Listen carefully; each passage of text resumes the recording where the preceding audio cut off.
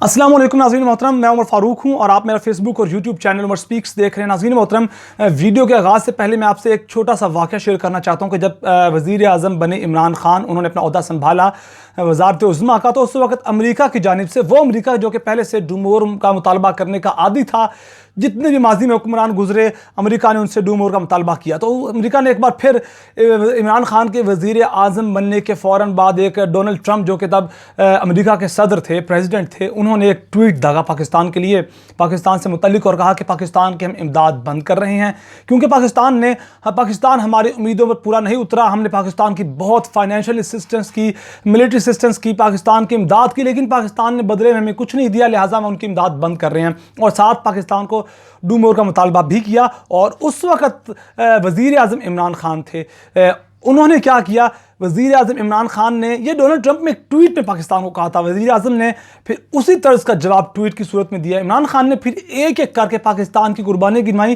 कि पाकिस्तान इस जंग में क्यों दाखिल हुआ, कैसे दाखिल हुआ, कैसे पाकिस्तान ने पराई जंग में कदम रखा, कैसे हज़ारों पाकिस्तानी शहीद हुए, हज़ारों के हिसाब से पाकिस्तानी फ़ौजी शहीद हुए, पाकिस्तान के अंदर बदअमनी आई, बम धमाके आए। इमरान खान ने वो फिर बातें गिनवाई और कहा कि हमें आपकी इमदाद की ज़रूरत नहीं चाहिए, आप अपनी इमदाद अपने पास रखें और कोई डू मोर नहीं करेंगे अब हम, और आप अपना मामला अपने साथ रखें। ये इमरान खान ने बिफिटिंग किस्म का जवाब दिया था अमेरिका को।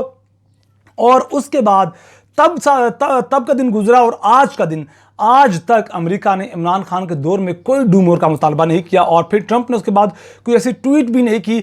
इसे ट्वीट वॉर कहा जाता है इस वाक़े को। इमरान खान और डोनाल्ड ट्रंप के दरमियान एक ट्वीट वॉर स्टार्ट हुई थी और इंटरनेशनल मीडिया, खासतौर पर पाकिस्तानी मीडिया पर भी इसकी काफ़ी चर्चा हुआ था इस चीज़ का, और इमरान खान को काफ़ी दाद दी गई थी क्योंकि इससे पहले किसी हुक्मरान ने इस तर्ज की काम नहीं किया था, इस तर्ज की दीदा दलेरी नहीं दिखाई थी किसी भी हुक्मरान ने। वो तो यस बॉस कहा करते थे, पतलूने जाकर उतरवा दिया करते थे, उनकी इज़्ज़त पर कोई असर नहीं पड़ता था। लिहाजा अब जबकि वज़ीर आज़म शहबाज शरीफ की दोबारा हुकूमत आ चुकी है, PMLN की दोबारा हुकूमत आ चुकी है, तो अमेरिका ने सबसे पहले काम मुबारकबाद दी और दूसरा काम क्या किया, फिर डूमोर का मुतालबा किया। और खाली सिर्फ अमेरिका ने डूमोर का मुतालबा नहीं किया, भारत के साथ मिलकर दोनों मालिक ने मुश्तरका बयानिया दिया, अमेरिका और भारत ने। यह खबर है जो मैं आपके साथ शेयर कर रहा हूँ, उसकी हेडलाइन क्या लिखा है, अमेरिका भारत का पाकिस्तान से दहशत गर्दी के खिलाफ फौरी एक्शन का मुतालबा। उन्होंने कहा कि आप दहशत गर्दी के खिलाफ फौरी कार्रवाई करें। और इस मौके पर कौन कौन मौजूद था? इस मौके पर भारत के वजीर दिफा राजनाथ सिंह और भारत के वजीर खारजा एस जयशंकर और एंथोनी ब्लिंकन और लॉयड ऑस्टिन मौजूद थे। यानी कि दो लोग अमेरिका के मौजूद थे और दो भारत के मौजूद थे। इन्होंने मिलकर एक मुश्तरका बयानिया दिया कि जनाब आप लोग अब दहशत गर्दी का खात्मा शुरू कर दें। और इस तरह के बहुत से मुतालबे किए गए अमेरिका और भारत की जानिब से। मैं आपको खबर पढ़ के सुनाता हूं। लिखा गया, अमेरिका और भारत ने एक मुश्तरका बयान में पाकिस्तान पर जोर दिया कि वो इस बात को यकीनी बनाए कि फौरी, पायदार और ठोस कार्रवाई करे कि इसके ज़ेरे इंतज़ाम कोई भी इलाका दहशतगर्द हमलों के लिए इस्तेमाल ना हो। और कहा गया कि भारत में अमरीकी सफारत खाने और कौंसल की जानिब से मुश्तरका बयान जारी किया गया है।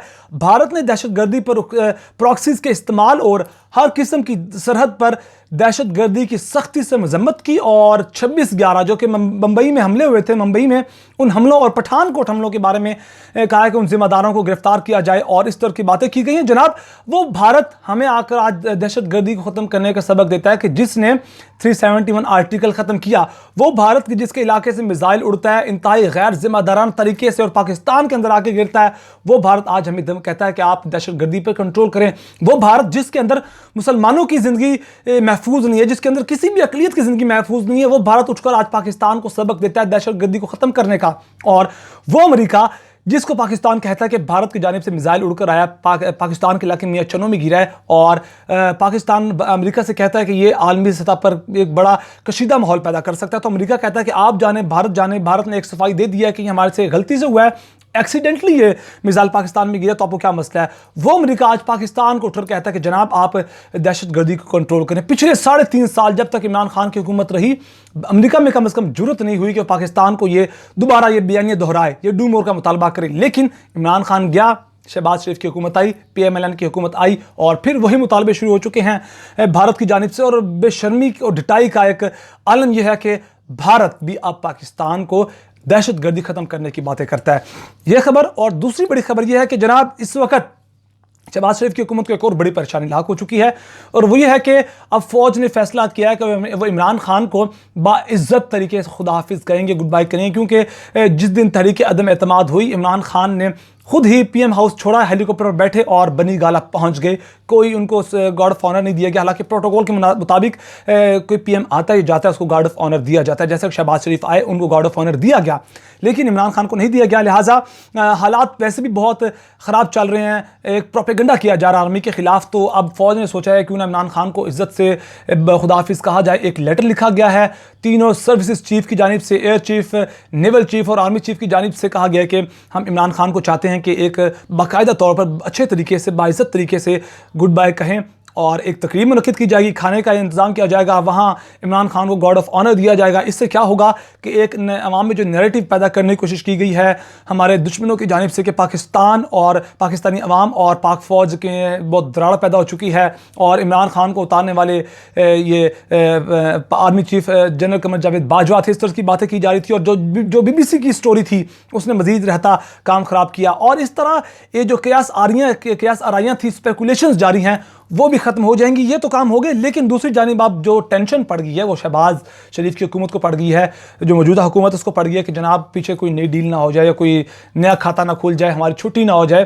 तो लिहाजा इस वक्त परेशानियाँ तो बहुत सी हैं शहबाज हुकूमत के लिए। दूसरी जानिब MQM और पीपल्स पार्टी ने भी साफ सफ़ेद झंडी दिखा दिया कि हम वफाकी कबीना में कोई अपना हिस्सा नहीं लेंगे।